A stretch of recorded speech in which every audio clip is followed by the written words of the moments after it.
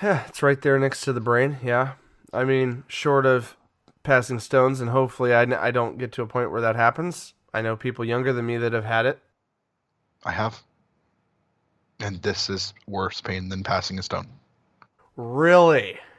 Damn!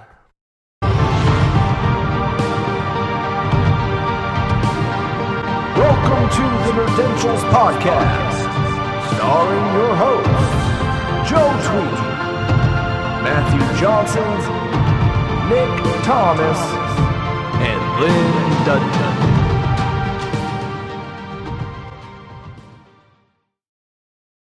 Welcome to Nerdentials, your weekly dose of the nerdy essentials covering film, video games, nope. Covering film, TV, video games, and comic books. I'm your host, Joe Tweeden, and joining me today is the Nick Thomas. Thank you. How's it going, Nick? It's going all right.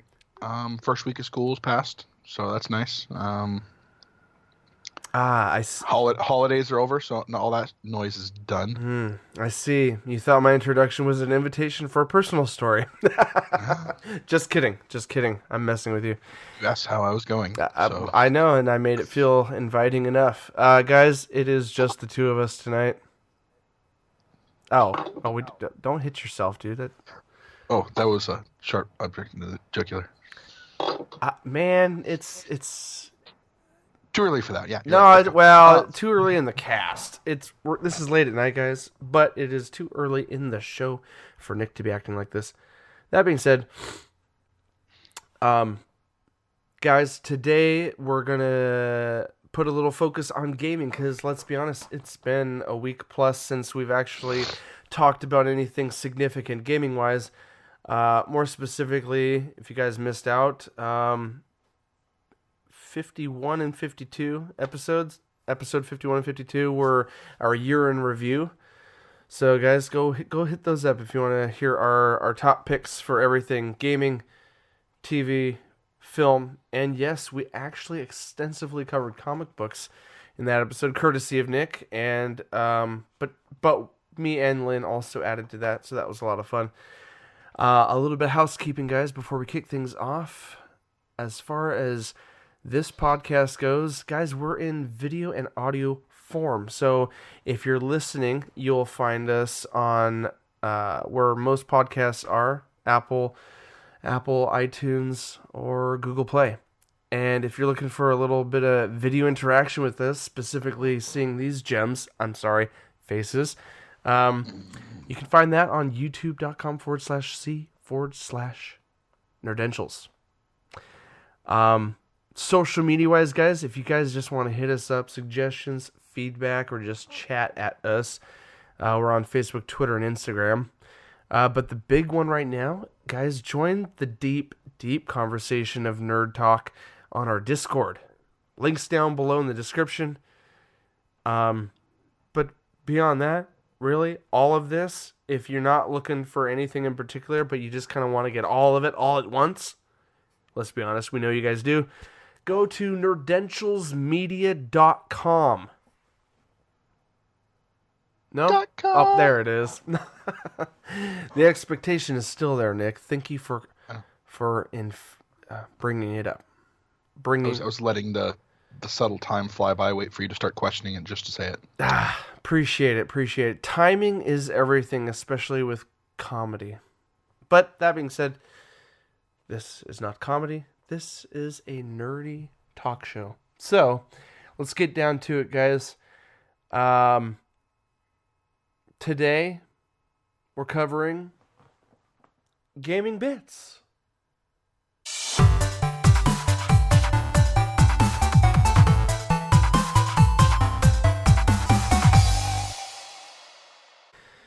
Guys, welcome to Gaming Bits. It has been a bit since we've talked games.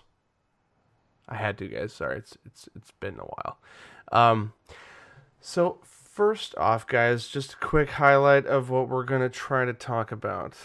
We're gonna talk about some hot news regarding the Activision and Bungie split. So hot. so hot. So, I know I just threw out the Gaming Bits stinger, but here's another one. The Weekly Dose.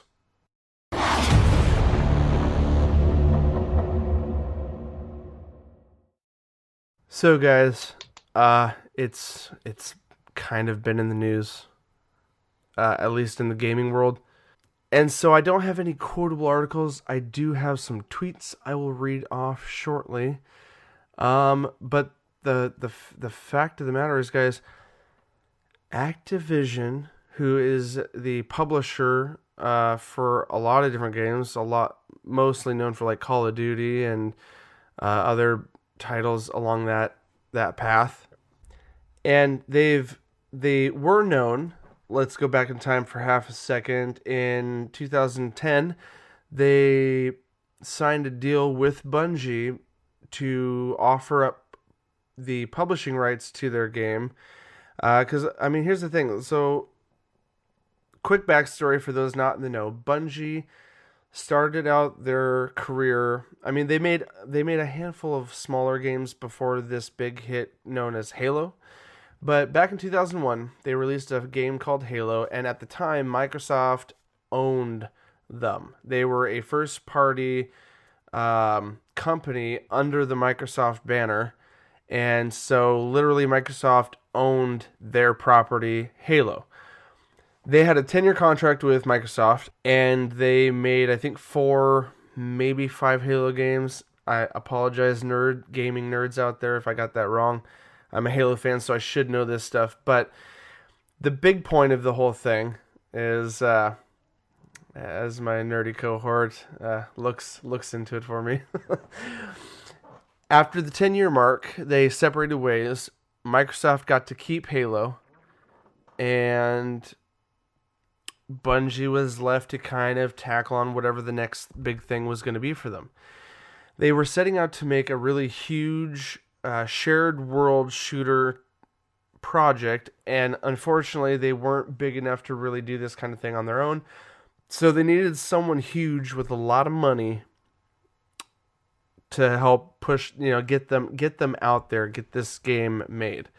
So they went ahead and signed a deal with the devil. I mean, Activision ended up being their partner in crime at this time. Now, Activision at no point owned the property. That the deal was strictly just for publishing rights, which was good on Bungie this time, because I mean, they had a lot of passion and love for Halo when they made it, but to get started, Bungie had to start somewhere, so they unfortunately had to sign over the rights to their IP at the time to Microsoft, just so they could get their name out there, as a development company. Now, 8 years later, 2 games, 3, 4, 5. If you count Game Pass, the annual pass, we're looking at 6 DLCs at this point. No, 6, 7, 8. 8 DLCs and 2 games later. We have the Destiny franchise, if you will. And they were supposed to go 10 full years. So what's happened right now, guys, the news we're talking about is Activision has gone ahead. And a lot of this could have come from, here's where we're going to start kind of guessing and throwing out thoughts and ideas about the split. So, give me 1 second. I actually have, I'll post up the tweet here, guys. And to fill in your information there, the Halo games released with Bungie while under Microsoft were all of them from Halo 1 through Reach. So that's Halo 1, 2, 3, ODST. Halo 3, ODST, and Reach. Yep. Thank you for the nerd fact. Check. Okay, hold on. Here it is. But they actually did release a lot more games before then. They were partnered with Microsoft all the way through 91. They released Operation Desert Storm, Minotaur, Pathways to Darkness, the Marathon series, Marathon 2, Marathon 3, Myth 2, Oni. The original Oni was Bungie. Oh, yeah. Interesting. Mm-hmm. So, guys, I'm going to just quickly read this little letter. It's not too long. It's basically what Bungie wrote to the community regarding the split that took place. So here it goes. Let me just read this real quick. When we first launched our partnership with Activision in 2010, the gaming industry was in a pretty different place. As an independent studio setting out to build a brand new experience, we wanted a partner willing to take a big leap of faith with us. We had a vision for Destiny that we believed in, but to launch a game of that magnitude, we needed the support of an established publishing partner. With Activision, we created something special. To date, Destiny has delivered a combination of over 50 million games and expansions to players all around the world. Most importantly, we've also witnessed a remarkable community, tens of millions of Guardians strong, rise up and embrace Destiny, to play together, to make and share memories, and even to do truly great things that reach far beyond the game we share, to deliver a positive impact on people's everyday lives. We've enjoyed a successful 8-year run and would like to thank Activision for their partnership on Destiny. Looking ahead, we're excited to announce plans for Activision to transfer publishing rights for Destiny to Bungie. With our remarkable Destiny community, we are ready to publish on our own, while Activision will increase their focus on owned IP projects. Meaning, Activision's going to worry about themselves now, and Bungie's on their own path. The planned transition process is already underway in its early stages, with Bungie and Activision both committed to making sure the handoff is as seamless as possible. With Forsaken, now that's the recent expansion that really shifted gears for the franchise in a positive way. They say, with Forsaken we've learned and listened and leaned into what we believe our players want from a great Destiny experience. Rest assured there is more of that on the way. We'll continue to deliver on the existing Destiny roadmap, and we're looking forward to releasing more seasonal experiences in the coming months, as well as surprising our community with some exciting announcements about what lies beyond. In conclusion, thank you so much for your continued support. Our success is owed in no small part to the incredible community of players who have graced our worlds with light and life. We know self-publishing won't be easy. There's still much for us to learn as we grow as an independent global studio, but we see unbounded opportunities and potential in Destiny. We know that new adventures await us all on new worlds filled with mystery, adventure, and hope. We hope you'll join us there. See you Starside. Nice. That was the personal letter to the Destiny fan base. So, I've got dedicated thoughts, Nick. I'm gonna pass it off to you, and I just want to let's start off with gut reaction. What are your thoughts on what this could mean for the future? A lot, actually. You if you pay closer attention to the Halo games from before, Microsoft took more and more vested interest in the farther they went in the games, and you can actually see the change in the games happen. And there were some things that happened for the worse. Mm-hmm. And there are things and aspects of the original game that kind of got left in the dust, which we know was from influence from benefactors. The same thing happened with Destiny. Mm-hmm. And here's the thing, though. It's not really an early break of contract. How so? Their contract ends at the end of this year. I guess everyone was... Okay, wait. I mean, true. I mean, they're saying they had 8 years with them, and the contract started in 2010. Yeah, 2020 is literally around the corner, but I think the contract was originally supposed to go to the end of 2020. Well, yeah. Which means there were 2 years left. Yeah, I kind of speculate the reason why it's ending. If you look at the game, there are so many people, so many like YouTubers and Reddit people saying that Destiny 2 is dead. But the people that are hardcore that keep playing it love where it's came. Back in September, Activision made a very big public faux pas by saying that Destiny 2 Forsaken was a commercial disappointment. Wait, repeat that first part. I mean, commercial disappointment about Forsaken, but who said it and at Activision publicly stated that they thought that Forsaken in September, the Forsaken expansion, was a commercial disappointment. No. I don't. I would like to see that quote, but the actual statement from their fiscal year financials call that all companies go through towards the end of where they have a meeting about how it did. They're quoted in their press release as saying it didn't perform in accordance with their expectations. Was how they You're saying the same. You're saying the same thing, but so professionally, like how they told the media and the world, it didn't meet our expectations. Correct. And think about that for half a second about how huge Activision is and what obvious lofty goals they probably place on all their different IPs. Yeah, but here's the thing, Activision, they're not looking at making a game. They're not looking at making what's best for players. They're wondering what's the money they can make off it. It didn't make the money they wanted to. So that's why it's a commercial disappointment to them. Right. But then the director of Destiny 2 project, Luke Smith, came forward on his Twitter and said, "We are not disappointed with Forsaken. We set out to build a game that Destiny players would love.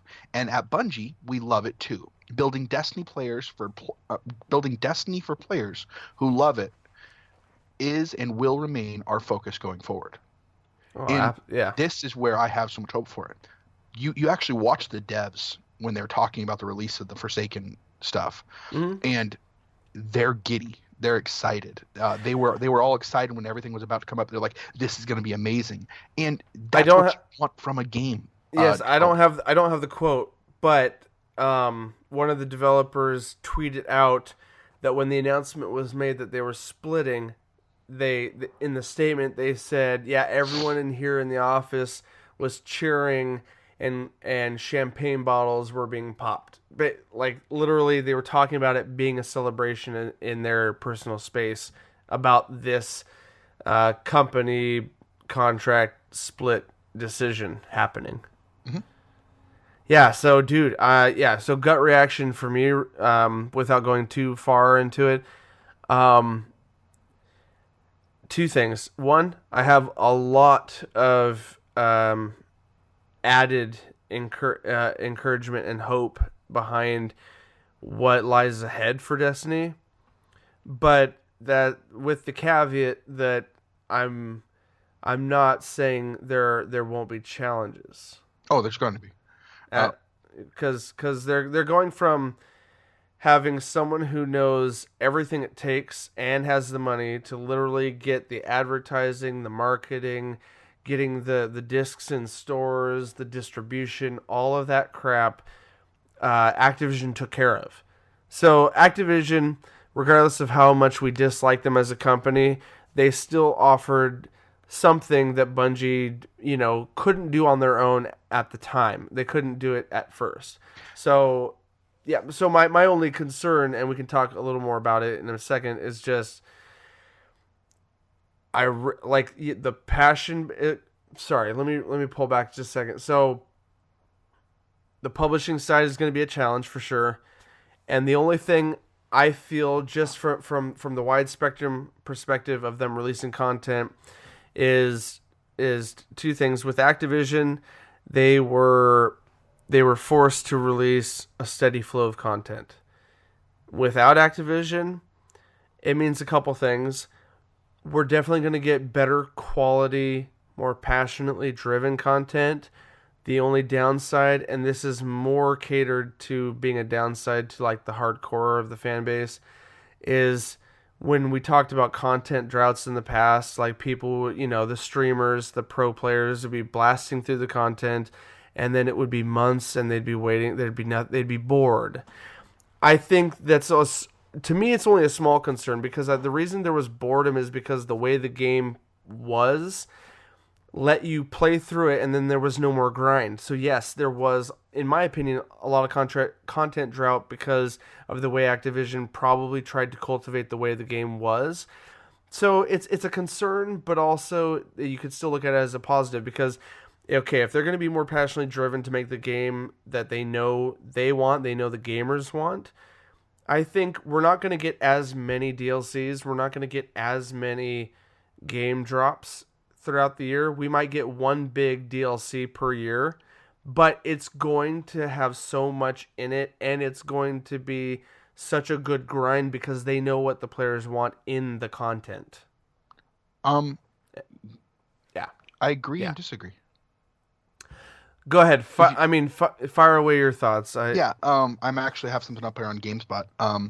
It says, in Bungie's new statement regarding the split is stated, with Forsaken, we've learned and listened. We leaned in on what we believe our players want from a great Destiny experience. Rest assured, there's more of that on the way. We'll continue to deliver upon our existing Destiny roadmap. And we're looking forward to releasing more seasonal experiences in the coming months. So they're going to continue the seasonal drops. It's not the frequency isn't guaranteed. Yes, the seasonal stuff is still going to happen, and definitely by seasonal, like the free seasonal stuff, absolutely. Like the winter event, and you know what I'm saying? But what I think is going to make the big difference is they're going to be on their schedule, not Activision's. So we're going to continue with we're on drops, the same page, but Nick. Yeah. we're not going to get them rushed. It's not going to be rushed garbage that they're not ready to support. Yes. We're on the same page as far as that's concerned. We're talking about the same thing, yeah. I'm just okay. So, a couple other things, like we've kind of expressed like the general thought, and like so I guess in conclusion, as far as like the gut feelings about what's going on, you and me are both like kind of excited and cautiously hopeful about what's coming. Mm-hmm. Okay. Guys, Nick and Matt and Lynn could not make it tonight. So Matt next had week, a baby. Yeah, Matt. Yes. On a side note, Well, he didn't have a baby. I should have said this at the beginning of the episode, but yeah, Matt has a new child that has been added to the family. So congrats to you, Matthew. Shout out to you in the middle of the episode. You big bearded papa.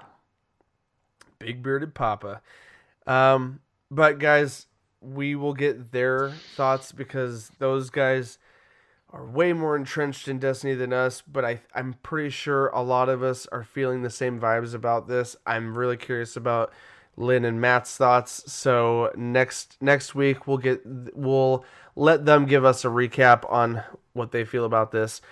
But just a couple little things I wanted to add to this before we move on with our show tonight.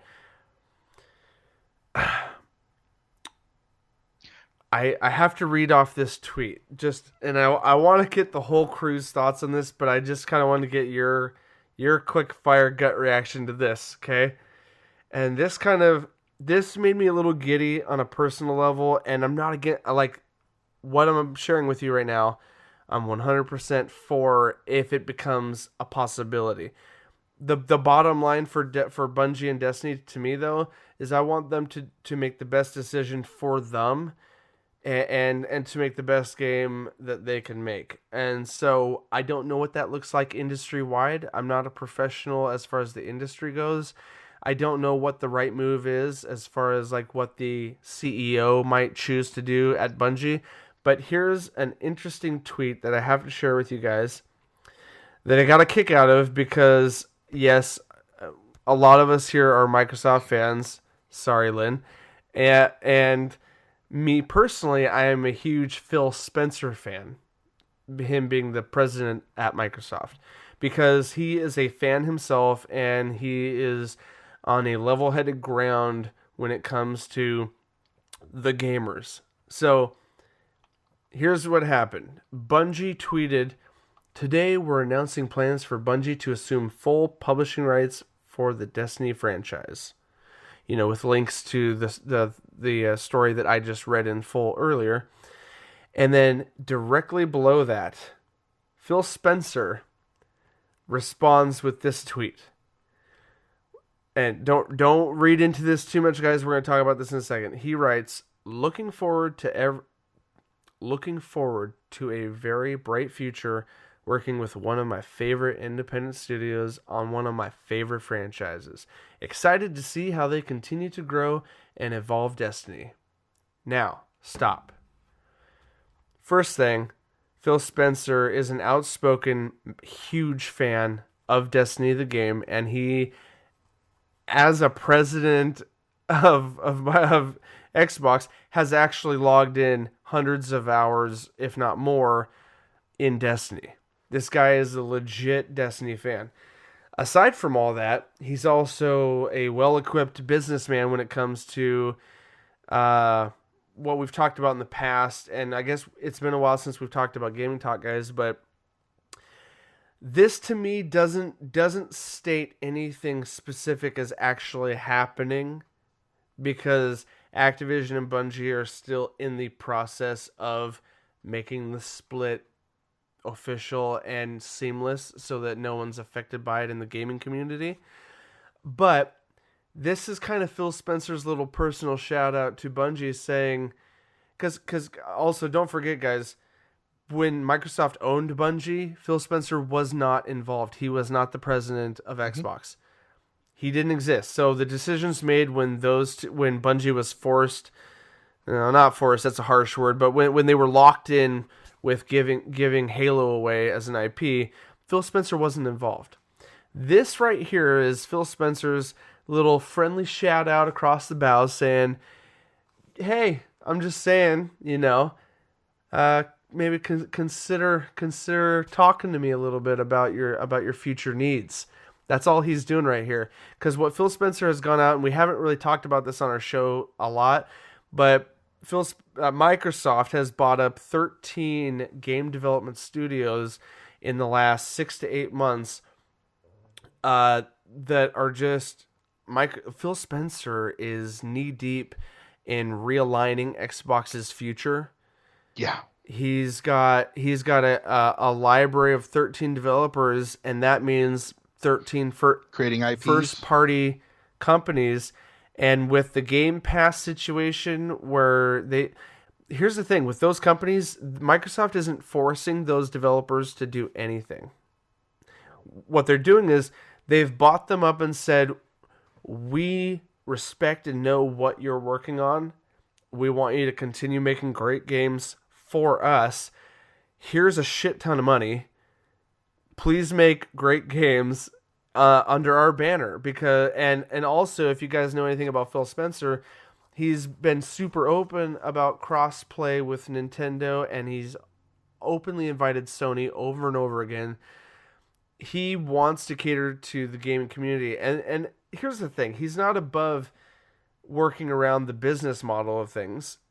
He's doing these things for two reasons. One, he's a gamer, and two, he's a businessman. He has a really solid vision for the future. And he also knows that getting everyone to play together doesn't just benefit gamers, it benefits all companies. All companies. That being said, I have a lot. I got to say one thing. I wanted to throw it over to you, Nick, because here's the thing. So guys, I'm gonna throw this out, and then I want to get Nick's thoughts. Obviously, no deals are being struck. Phil Spencer's just throwing a friendly thought or two towards Bungie. But what if? Because here's the thing: the biggest challenge Bungie's gonna have is figuring out all their publishing needs now that they're going independent. The plus side to possibly working with Phil Spencer is that Phil Spencer ain't going to force them to do anything specific. He's going to invite them, like he has 13 other studios, and said, hey, we're going to give you some support. Make the best game you guys can make. Now, what's your guys' thoughts on a world where we get Destiny 3 in 2020 on Game Pass? And it's one of the greatest Destiny games ever. I'm being a little presumptuous, but I'm just theorizing about the possibilities. Nick, what's your thoughts on Phil's tweet and the possibilities? I know it's a loaded question. Well, no. Where you said Microsoft has bought these companies, there's a lot of truth to that, but some of them they bought into. Okay. So they're partnered with them. Right. They're considered first parties, and I don't know what all the contractual details are of that. Go ahead. Elaborate. Can you? Yeah, it was more of a partnership instead of a complete buyout. Oh, that's right. Yeah. And I'm actually kind of excited about the whole idea if Microsoft did purchase them, or partnered with them again, because Phil Spencer is doing amazing things. I agree with you 110%. But the main thing I'm excited about is one of the cool things Microsoft has going for them is there's cross-play between their computer and their Xbox, so we can get Xbox and PC players together cross-platform. Let me make a quick note on that real quick, just to add to that the PC console cross. Here's the thing about the industry that people aren't used to yet.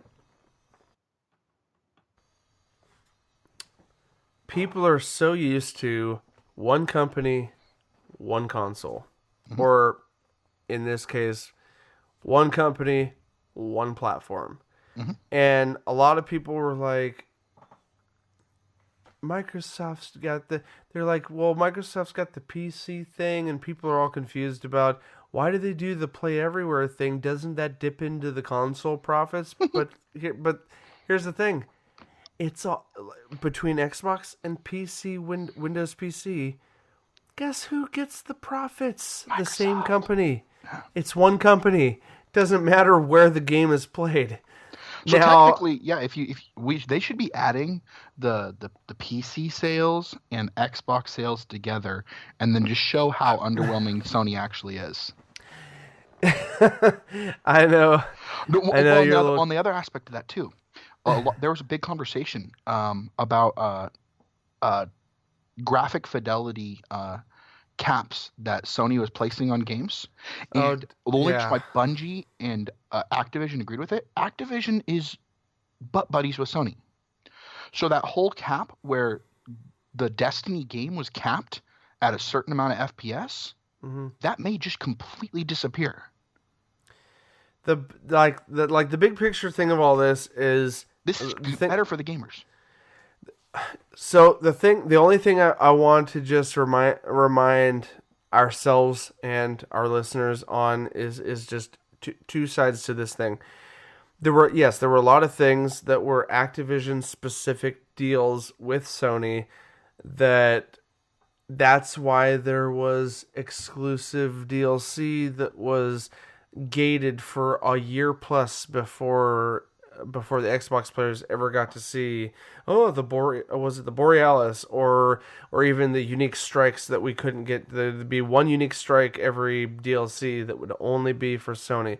Now, that was definitely Activision being in bed with Sony as far as contracts and deals go. And that's the thing is, like, most developers are never against crossplay. They're never against benefiting all players, because guess what? The developer wants to maximize their game across all areas, all platforms. The developer themselves is not worried about selling X amount of PlayStations or X amount of Xboxes. They want to sell X amount of games, and that means being the best they can be across all platforms. So, or before. So, and it's one of the things I was trying to get across before is Activision. Their whole thing is all about being a business. What? No, sorry. I'll make it very short because I know I ramble a lot when you don't stop me. So, the second point to it was, yes, there's a lot of things that are Activision specific that fans get angry at, like, the Eververse, right? Microtransactions, blah blah blah. So here's the thing, like that was definitely a big corporation thing. Let's just quickly throw out there in regards to that. Okay, well, some fans are saying Bungie being independent, they're like, I'll probably spend more money in the Eververse because none of that money is going to Activision, presumably, especially if the contract is being cut. So that would actually, fans would want to support them if they're independent. So the Eververse thing, that was definitely like initiated by Activision because they wanted to produce X amount of money no matter what. But here's the thing. Here's just the thing for the fans to remember, and it's not to put shade on Bungie because Bungie is listening more than ever now. But Bungie has made choices over the last 8 years that were definitely not forced by their publisher, but it was things that they did that fans lashed back at. You know, like the XP throttling that happened. Like, I know Lynn will point this out. The XP throttling that happened not too long ago, where they made it where it was a nice and smooth progression, and then I think it was before Forsaken came out. It became really hard and insanely impossible to build up your light, and the XP was cut way, way back. And they've made, I don't know all the references. Lynn would be better at pointing out some of the other changes that were definitely probably a Bungie thing and not specifically the publisher. But yes, when it comes to like financial things like the Eververse or how frequently content needs to come out, that's definitely on the publisher side of things, and that could definitely affect the developer in a negative way. Nick, concluding thoughts, or you want to add to any of what I just said before we move the show forward? Yeah, my concluding thoughts is we're steering away from the control of Activision. And Activision, we give them a whole bunch of crap, but there are some things that they've done well. And I agree with that. But they are business-minded. They're worried about the bottom dollar. Where Bungie, having control back over it, they're gamers, just like us. You actually watch the devs play and devs work on this stuff and all their videos and stuff. They're just excited about the game as the fans. And I love that so much. Like hearing them be excited about the Activision split really just brightens my perspective and hope for the next iterations of Destiny. Yeah. And who's going to know the better direction and what times things should come out than gamers? The businessmen aren't going to know it. They're just worried about making their quarterly budgets. So they have to have stuff out at certain times to make those budgets. And they put unnecessary time frames on the developers. But them being in charge of their own destiny now, literally. Yeah, it's only going to be better for the fans. Pun intended. Yeah. I believe this is going to be a great direction. Even if the partnership with Microsoft never happens, it's still going to be a great direction because it takes off those restrictions, it takes off those demands, it takes off everything. I mean, a quick side note. I mean, I would love Microsoft I would love them to partner up, but another good possible pick, Epic. Like I'm not a fan of Fortnite. Most of us aren't, but Epic as a company, they're competing with Steam right now with their own Epic online store, and I might have mentioned it earlier in the episode, they just snagged Ubisoft as being like a partner for publishing their game on their platform exclusively. The Division 2 guys for PC players is going to be available on the Epic Games platform, not Steam. And that's huge for Epic. I mean, on top of, having how many billions like be pooped out of that Fortnite franchise. I mean, my God. So, I mean, that's another little open door possibility if Bungie tried to venture towards because we're, right now Activision has said that nothing's going to change as far as everything up to Destiny 2 being available on the Battle.net platform. That's still going to be available for the foreseeable future, but hello, Destiny 3. It's not going to be on Battle.net, probably not going to be. So there's what other platforms might it come out on? And definitely, I mean, with Microsoft, you got the Microsoft Store and Game Pass, of course. And if Epic snags them up and partners with them, We might get exclusive releases on the Epic Store. Who knows? So all I can say is my vote's for the Microsoft partnership possibility because I love Phil Spencer, but I am hopeful for the content itself regardless of where it gets released or who helps them release it. I'm excited for the future of Destiny 3 at this point. Yeah. Guys, that's going to wrap up our hot conversation on the Bungie Activision split.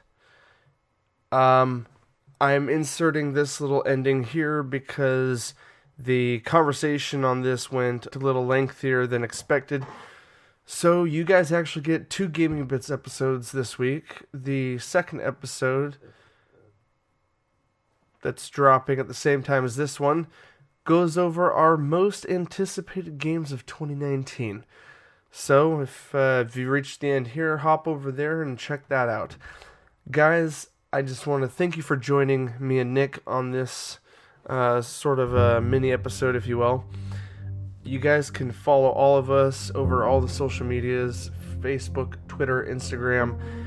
You can join us on our nerdy conversation through our Discord, links in the description below. And guys, to check out all our other nerdy content, including reaction videos, reviews, opinion articles, and other gaming videos. Guys, you name it, in the nerd pop culture, we got it. Go to nerdentialsmedia.com. And guys, for myself and Nick, this has been your Nerdy Essentials, and as always, nerds, we'll see you on the other side.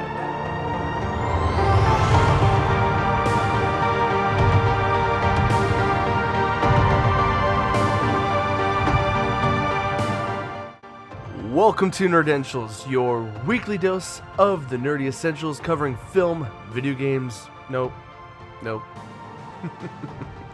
Covering film, TV, video games, and comic books